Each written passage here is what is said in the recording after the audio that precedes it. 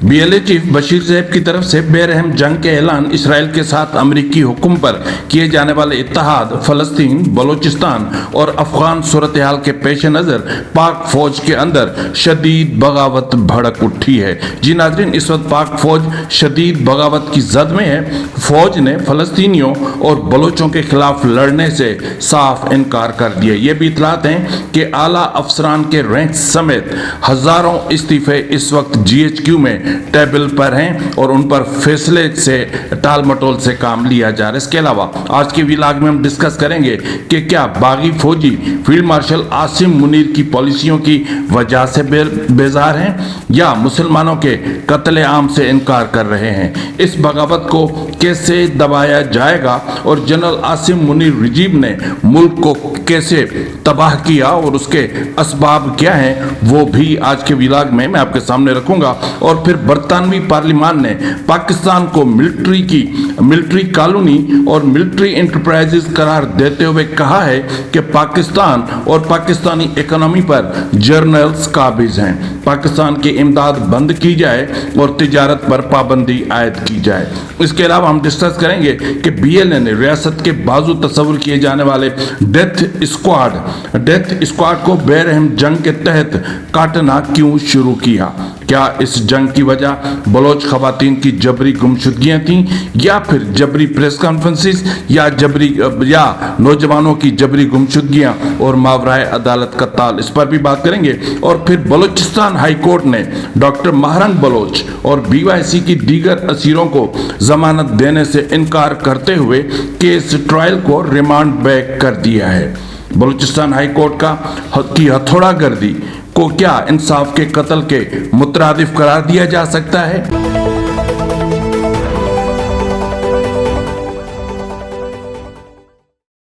बिस्मिल्लाहिर्रहमानिर्रहीम, अस्सलाम वालेकुम नाज़रीन, ये फरवाज़ NB न्यूज़, मैं हूं आपका मेज़बान नवाज़ भुट्टो एक नए व्लॉग के साथ। आपसे वही गुजारिश है कि अभी तक अगर आपने मेरे चैनल को सब्सक्राइब नहीं किया तो कर लें, आप भी करें। अपने दोस्तों रिश्तेदारों से कहें कि वो भी सब्सक्राइब करें ताकि मेरे रीच में इजाफा हो। लाइक करें, शेयर करें, कमेंट करें। नाज़रीन, सबसे पहले आज की व्लॉग में मैं आपको बताऊँगा कि पाकिस्तान के कूफे इस्लामाबाद G7 से बलोच स्टूडेंट काउंसिल के साबिक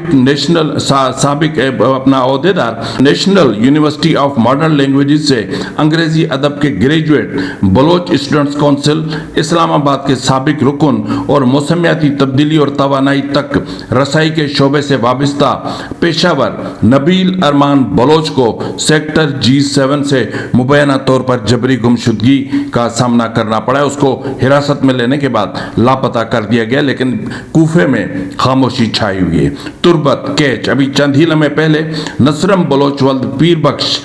जो अब असल में बुलेदा का रहने वाला है, जिसको 8 अगस्त 2025 को जबरी तौर पर लापता कर दिया गया था, आज हुकाम की जानिब से कोई जवाब न मिलने के बाद उनकी लाश नाड़ी के इलाके से मिली है। फिर एक और भयानक वाकया हुआ है बारखान में, जहां नौजवान इत्तेहाद के vice chairman Azizullah Khetran Bloch को रात को 1 बजे उनके घर से जबरी तौर पर लापता किया गया और अजीजुल्लाह के कजन मीरजान को भी बारखान शहर से उनके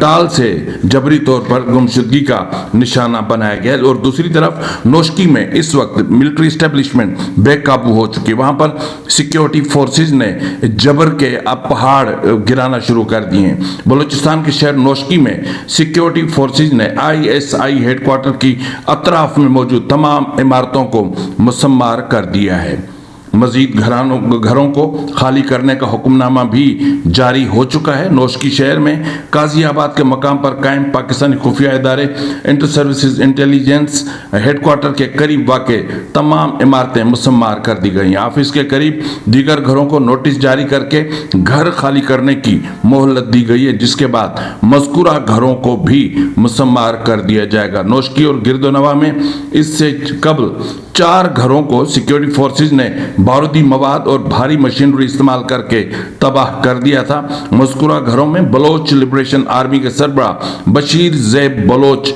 का आबाई घर और दीगर सियासी शख्सियात के घर भी शामिल थे। और अगर नोशकी की ही बात करें तो इस वक्त नोशकी कर्फ्यू की जद में है। اور نوشکی کے عوام پر یہ اصرار کیا جا رہا ہے کہ جو ہے وہ پاکستانی فورسز نے شہریوں کو تنبیہ کی ہے کہ جب تک وہ ریاست کے حق میں ریلی کا اہتمام نہیں کرتے اور اپنے مکانوں اور دکانوں پر پاکستانی جھنڈے نہیں لگاتے تب تک کرفیو نہیں ہٹایا جائے گا۔ ناظرین، ملٹری اسٹیبلشمنٹ کی یا پھر جو سیکیورٹی فورسز ہیں بلوچستان میں وہ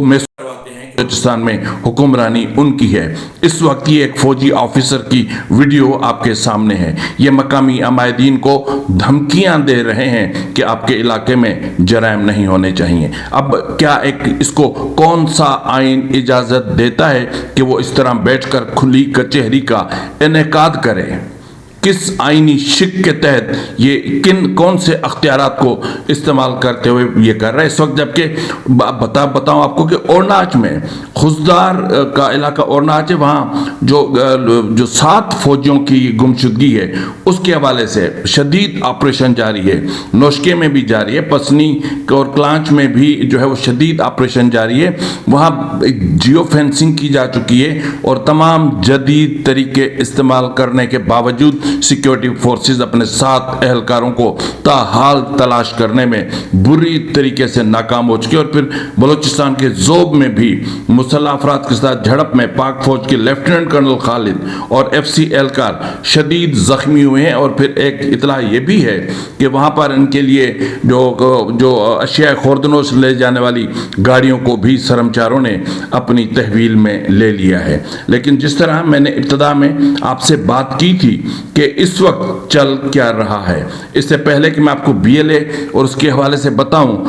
جس طرح میں نے آپ سے بات کی کہ بلوچستان ہائی کورٹ نے ہتھوڑا گردی کا استعمال کرتے ہوئے BYC کی قیادت کو انصاف کے حق سے محروم کر دیا ہے۔ یہ انتہائی ایک تشویشناک صورتحال ہے کہ ایک 17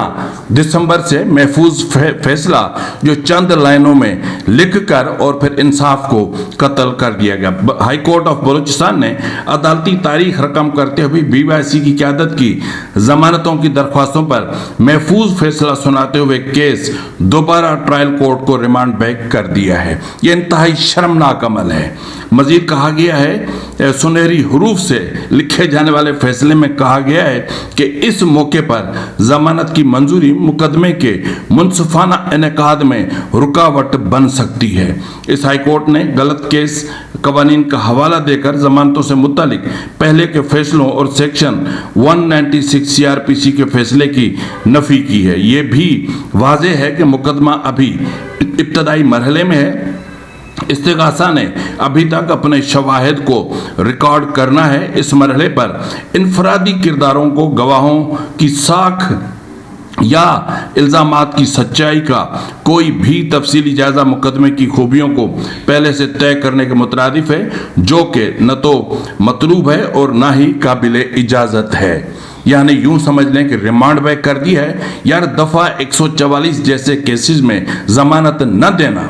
انصاف کا قتل نہیں تو اور کیا ہے؟ جو 1 سال سے جیلوں میں ہیں، نہ تو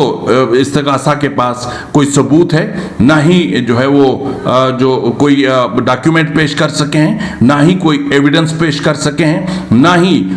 دلائل کے ذریعے ثابت کر سکیں کہ انہوں نے جو BYC کی قیادت پر الزامات عائد کیے ہیں ان میں کوئی سچائی ہے، اور نہ ہی اس حوالے سے کوئی جو قانونی لوازمات ہیں وہ پورے کیے گئے ہیں۔ لیکن اس کے باوجود بلوچستان ہائی کورٹ کا یہ فیصلہ انصاف کے قتل کی ایک بدترین مثال ہے۔ جاتے جاتے میں صرف اتنا ضرور کہوں گا کہ یہ فیصلہ مجھے اس طرح لگتا ہے کہ یا تو لکھوایا گیا ہے واٹس ایپ کے ذریعے، یا پھر فیصلہ لکھ کر اور ججوں کو بھجوایا گیا تھا، کیونکہ یہ 2 رکنی بینچ کا فیصلہ ہے تو ججز نے اس پر آنکھیں بند کر کے دستخط کر دیے ہوں گے۔ اس کے علاوہ برطانوی پارلیمان نے کہا کہ اجلاس ہوا اور برطانوی پارلیمان میں باضابطہ طور پر عمران خان کے حوالے سے ایک ریزولوشن پیش ہوئی یا پھر پوائنٹ آف آرڈر پر کوئی چیز سامنے آئی، تو وہاں پر مختلف اراکین پارلیمان نے خطاب کیا، اور اس خطاب میں جو باتیں کی گئیں وہ ہم سب کے لیے لمحہ فکریہ ہیں۔ اس میں کہا گیا کہ عمران خان کے حقوق وہاں پر سلب کر دیے گئے، سیاسی انتقامی کارروائی کے طور پر عمران خان کو بند رکھا گیا ہے، عمران خان کے جو آئینی حقوق ہیں اس کو وہ تک نہیں دیے جا رہے، اظہار رائے کی آزادی پر پاکستان میں پابندی ہے، عمران خان کے بیٹوں کو ان سے ملنے نہیں دیا جا رہا، نہ ہی ان کے پارٹی کے عہدیداروں کو اور دیگر اہل خانہ کو ملنے دیا جا رہا ہے، اور عمران خان کو علاج تک کی سہولیات میسر نہیں ہیں۔ اور یہ بھی وہاں پر کہا گیا، جو چیزیں کہی گئی کہ پاکستان میں اس وقت بنیادی آئینی حقوق مکمل طور پر معطل ہیں، اور یہ بھی کہا گیا کہ اس وقت پاکستان ملٹری کالونی بنا ہوا ہے جہاں ہیومن رائٹس کا کوئی تصور نہیں ہے۔ اس وقت پاکستان ملٹری انٹرپرائزز بنا ہوا ہے اور پاکستان پر کچھ جرنیلز نے قبضہ کر رکھا ہے۔ انہوں نے کہا کہ اس تمام صورتحال سے نمٹنے کا ایک ہی حل ہے کہ وہاں پر جمہوریت کو مستحکم کیا جائے، اور جمہوریت مستحکم تب ہوگی جب وہاں پر آزادانہ اور شفاف انتخابات کیے جائیں۔ انہوں نے کہا کہ پاکستان میں ملٹری رجیم اتنی مضبوط اور مستحکم ہے کہ اسی رجیم نے ذوالفقار علی بھٹو کو سزائے موت دلوائی تھی، پھانسی کے پھندے پر چڑھایا تھا، اور اسی رجیم نے نواز شریف کی حکومت کا خاتمہ کیا، اور پھر بہت ساری باتیں ہیں جو کی گئی ہیں، اور پھر آخر میں مطالبہ کیا گیا کہ جب تک یہ سب کچھ نہیں ہوتا تو اس صورتحال کو مد نظر رکھتے ہوئے پاکستان کو دی جانے والی امداد فوری طور پر بند کی جائے، اور یہ بھی مطالبہ کیا گیا کہ فوری طور پر پاکستان کے ساتھ جو تجارتی معاملات چلتے ہیں تجارت پر بھی پابندی عائد کر دی جائے، جب تک کہ عمران خان کو یا ان کے بیٹوں سے ملنے نہیں دیا جاتا اور ان کے حقوق بحال نہیں کیے جاتے، پولیٹیکل وکٹمائزیشن ختم نہیں ہوتی۔ تو یہ جو برطانیہ میں یہ جو پارلیمان میں یہ جو کچھ ہوا ہے اس کو ہلکا نہیں لیا جا سکتا، اور اس وقت جب پاکستان تباہی کے دہانے پر ہے، جس طرح میں نے آپ سے کہا تھا کہ کیا آخر وجوہات کیا ہیں، کیا معاملہ ہے کہ جو ہے وہ فوج بغاوت پر اتر آئی ہے، کیا اس کی وجہ عاصم منیر کی پالیسیاں ہیں، یا مسلمانوں کے قتل سے انکار ہے، یا پھر بغاوت کو کیسے دبایا جا سکتا ہے، اور کون سے اسباب ہیں اس ملک کی تباہی کے؟ اس کے حوالے سے اگر میں کچھ حقائق آپ کے سامنے رکھوں تو آپ خود پریشان ہو جائیں گے۔ سب سے بڑی بات یہ ہے کہ chief of army staff general Syed Asim Munir نے خود کو پروٹیکٹ کیا، خود کو کانسٹیٹیوشنل کور دیا، اور جو آرمی کے جو قواعد و ضوابط ہیں ان میں تبدیلیاں لائیں، اور تبدیلیاں لانے کے بعد اپنے منصب کو طول دی، اور پھر جو ہے وہ اپنا ایک نہیں بلکہ طویل المدتی ایکسٹینشن لیا، اور ایکسٹینشن لینے کے بعد جو کچھ ہوا وہ اپنے آپ میں آپ کے سامنے 27ویں آئینی ترمیم ملٹری اسٹیبلشمنٹ کے دباؤ کے تحت ہوئی، 26ویں آئینی ترمیم ملٹری اسٹیبلشمنٹ کے دباؤ کے تحت آئی، اور موجودہ بغاوت کو دبانے اور ملک پر مکمل طور پر قبضہ کرنے کے لیے 28ویں آئینی ترمیم کو لایا جا رہا ہے۔ اس وقت کی اگر ہم بات کریں تو نیب کا جو چیئرمین ہے وہ ملٹری اسٹیبلشمنٹ سے ہے، لیکن نتائج صفر ہیں۔ وابڈہ کا چیئرمین ملٹری اسٹیبلشمنٹ سے ہے، لیکن نتائج یہ ہیں کہ وابڈہ تباہ ہو چکا ہے۔ الیکشن کمیشن کا چیئرمین اس وقت یوں سمجھ لیں کہ ملٹری اسٹیبلشمنٹ کے آشیرواد سے بیٹھا ہوا ہے، تو اس لیے جو بھی غیر آئینی اقدامات ہیں الیکشن کمیشن میں کیے جا رہے ہیں، آئینی عدالت کا قیام اور آئینی عدالت میں تقرریاں، یہ بھی ملٹری اسٹیبلشمنٹ کی مرضی اور خواہش سے ہوئی ہیں۔ یہی وجہ ہے کہ آئینی عدالت غیر آئینی اقدامات کو بھی آئینی قرار دینے سے گریز سے باز نہیں آ رہی۔ افسوسناک بات یہ ہے کہ وزیر خارجہ ملٹری اسٹیبلشمنٹ کا ہے، لیکن عرب ممالک نے پاکستان کے ورک ویزے بند کر رکھے ہیں۔ وزیر داخلہ ملٹری اسٹیبلشمنٹ سے ہے، لیکن پاکستان میں دہشت گردی اور بدامنی اپنی انتہاؤں کو چھو رہی ہے۔ چیف منسٹر بلوچستان اسٹیبلشمنٹ کا ہے، اور بلوچستان اس وقت بدترین بیڈ گورننس کی زد میں ہے، اور بلوچستان کے ہر گاؤں، ہر گلی، ہر محلے، ہر کوچے میں ماتم برپا ہے۔ پنجاب حکومت ملٹری اسٹیبلشمنٹ کی ہے، اور وہاں آپ نے دیکھا کہ 900 سے زیادہ قتل کر لیے گئے ہیں، اور ابھی آپ نے دیکھا کہ 10 ارب روپے کا ایک جہاز خریدا گیا، اور 114 کروڑ روپے کی حکومتی وزراء کے لیے نئی گاڑیاں منگوائی جا رہی ہیں۔ وزیر خزانہ کا تعلق अपना इससे मिलिट्री इस्टेब्लिशमेंट से है, लेकिन पाकिस्तान मुआशी बदहाली की इंतहा को छू रहा है और सिर्फ 3 हफ्तों में स्टॉक एक्सचेंज में 2.4 खरब रुपए लोगों के डूब चुके हैं। वजीर दिफा का ताल्लुक इस्टेब्लिशमेंट से है और यही वजह है कि इस वक्त पाकिस्तान भर में मिलिट्री के जवानों का कत्ले आम चल रहा है, लेकिन इस्टेब्लिशमेंट बेबस है और खुद को प्रोटेक्ट करने पर लगी हुई है। और उसके अलावा अगर हम खुद इस्टेब्लिशमेंट की बात करें तो उनकी अपनी जो जाबराना पॉलिसियाँ, जाहिलाना पॉलिसियाँ, गैर आइनी पॉलिसीज और गैर आइनी इकदामात ने पाकिस्तान की यूनिटी को तबाह करके रख दिया है। इस वक्त पाकिस्तान मुकम्मल तौर पर तबाही के दहाने पर खड़ा है। पाकिस्तान की इकाई टूटने पर है और पाकिस्तान का वजूद इस वक्त मुकम्मल तौर पर खतरे में है। तो ऐसी सूरत हाल में आप ही बताएं कि जब अफगानिस्तान के साथ सूरत हाल बहुत ज़्यादा ख़राब हो और अफगानिस्तान में भी मुसलमान हैं तो हमारी मुसलमान फ़ौज अपने मुसलमानों को मार रही है। अगर इसराइल के साथ खुफिया इत्तेहाद करके बोर्ड ऑफ पीस में या पीस ऑफ बोर्ड में चले गए हैं तो वो भी इसराइल के साथ बैठकर और हमास के खात्मे या फिर फ़लस्तीनियों पर हमला करना, यूँ समझ लें कि जो पाकिस्तान का बेसिक जो स्लोगन है, पाकिस्तान का मतलब क्या, ला इलाहा इल्लल्लाह, तो ख़त्म हो गया ना। फिर ये है कि पाकिस्तान का मतलब क्या, आसिम मुनीर को बचा और जो आए उसको खा।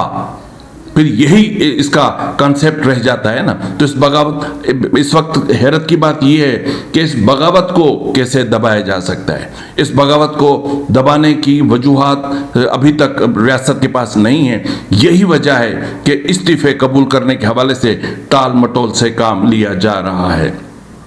तो इस वक्त जिस तरह मैंने आपके सामने सब कुछ रखा तो इसराइल के मामला भी रखे, लेकिन सबसे बड़ा मामला ये है कि बलूचिस्तान में 7 अहलकारों की गुमशुदगियों के बाद और फिर जियो फेंसिंग, जदीद तरीन टेक्नोलॉजी यूज़ करके और जियो फेंसिंग के तमाम तर जो टेक्नोलॉजी है उसके बावजूद इस वक्त तक मिलिट्री इस्टेब्लिशमेंट बलूचिस्तान में जो ISI कहती है कि हम समंदर की तह से हम अपनी गिरने वाली सुई तक को ढूंढ कर निकाल सकती है, तो वो पाकिस्तान की ISI अपने 7 अहलकारों को तलाश करने में इस वक्त तक बुरे तरीके से नाकाम है और कई इलाकों में ऑपरेशन छेड़ रखे हैं। दोहरी पॉलिसी, एक तरफ ऑपरेशन और दूसरी तरफ खुफिया मुज़ाकरात यानी तरला मुहिम चल रही है कि हमारे 7 जवानों को छोड़ दिया जाए। तो इस वक्त जो बलूचिस्तान में जो जवान काम कर रहे हैं वो इस वक्त शदीद ज़हनी दबाव का शिकार हैं, क्योंकि बलूचिस्तान में एक तवील मुद्दती नफ्सियाती जंग चल रही है, एक साइकोलॉजिकल वार चल रही है और इस वारफेयर में डेफिनेटली जो पाकिस्तान की सिक्योरिटी फोर्सेस हैं वो ज़हनी तौर पर थक चुकी हैं। तो यही वजह है कि जो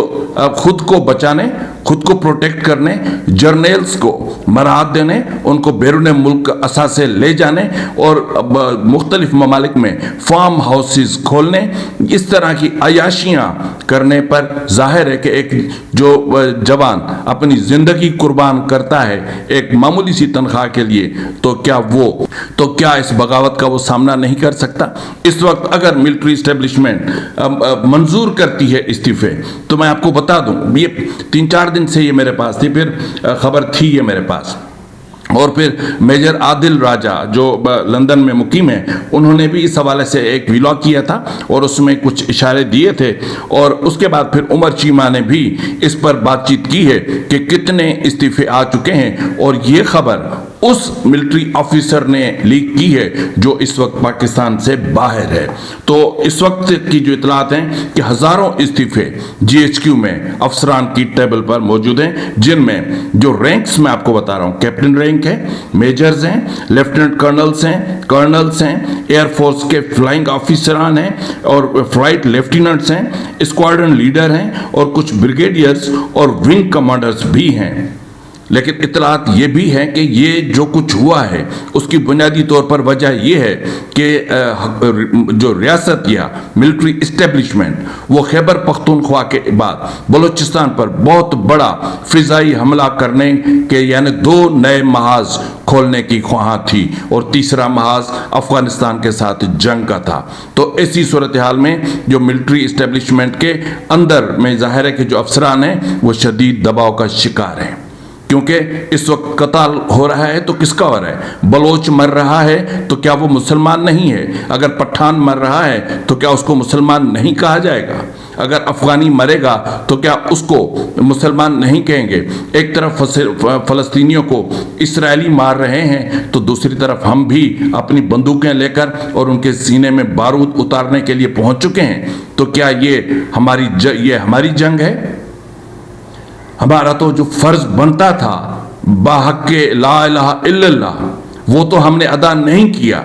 ایک مسلمان ہونے کی حیثیت سے ہمیں فلسطین کے لیے جو کچھ کرنا چاہیے تھا وہ تو نہیں کیا کہ 80,000 سے زیادہ بچے مار دیے گئے، 1.5 لاکھ سے زیادہ فلسطینی موت کا شکار ہوئے، لیکن ہم چپ کر کے بیٹھے رہے اور جو ہمارے ایٹمی اثاثے ہیں یا جو ایٹم بم ہیں ان کو اس طرح ہم نے نیچے دبائے رکھا کہ یہ انڈے ہیں اور ان میں سے بچے نکلیں گے. شرم کی بات ہے. اور پھر یہی وجہ ہے کہ آج اسی ملٹری اسٹیبلشمنٹ کو بدترین اندرونی بغاوت کا سامنا ہے.